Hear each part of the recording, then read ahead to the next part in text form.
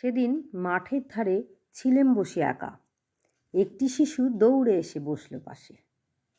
হয়ে গেলাম দোকা। জিজ্ঞাস করলাম, সহজ পাঠের নাম শুনেছ? অবাক হয়ে থাকে।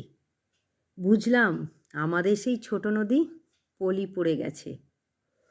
বিদ্যাসাগর, রবীন্দ্রনাথ আজও স্মৃতির পাতা জুড়ে।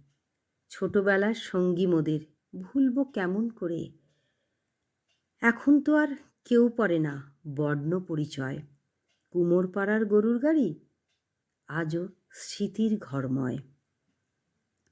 এখন যারা শিশু আছে বলছি তাদের মাকে, বর্ণ পরিচয় আর সহজ পাঠ ধরিয়ে দিও হাতে।